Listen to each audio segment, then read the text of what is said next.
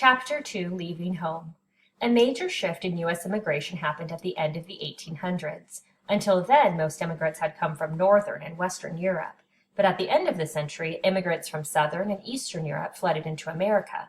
Most came from Italy, Greece, Russia, Hungary, and Poland. What made so many people leave their homeland? America was growing fast. Some people came for jobs in all the new factories in big cities. Some came to get cheap land out west. But terrible hardship drove most immigrants across the ocean to America. Millions were so poor, families didn't have enough to eat or any way to earn a living. Some governments oppressed their people. In Italy, there was famine, as well as natural disasters, earthquakes, tidal waves, and the eruption of Mount Etna. "I do not want to raise my children in Italy any longer," one mother told her son.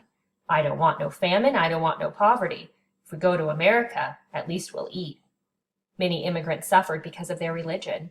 In Russia, hundreds of Jews were beaten and killed in attacks called pogroms.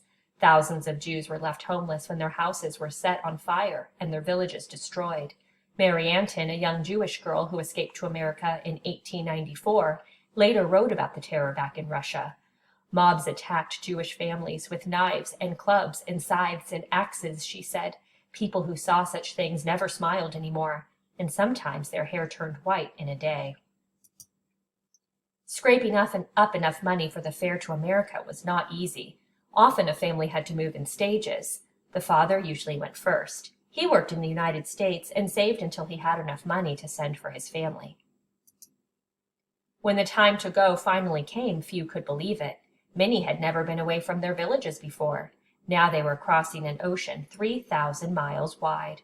They were headed for a country where people spoke a different language, wore different clothes, and ate different food. "Going to America then was almost like going to the moon," said immigrant Golda Meir, who later became Prime Minister of Israel. What should they bring from home to start a new life? Not very much. Immigrants could only bring what they could carry or wear. As a result, some wore all their clothes in layer upon layer.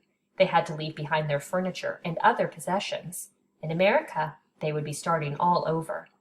The travelers were leaving behind family and friends, often forever. One immigrant recalled saying goodbye to his father in Italy. He said, "Make yourself courage." And that was the last I ever saw my father. Immigrants made their way to the steamships any way they could, even on foot.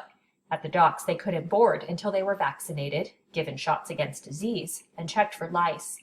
They also had to answer several questions. What is your name, age, and place of birth? What is your height and race? Have you ever been to prison?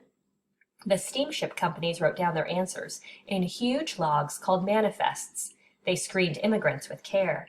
If anybody was sent back from Ellis Island, the steamship companies had to pay for the return trip. The Atlantic voyage took about 10 days. However, bad weather could make it twice as long. Immigrants usually could only afford a ticket in the rough area at the bottom of the ship, near the steering equipment. It was called steerage. On the fancy upper decks of the ships, there were cabins.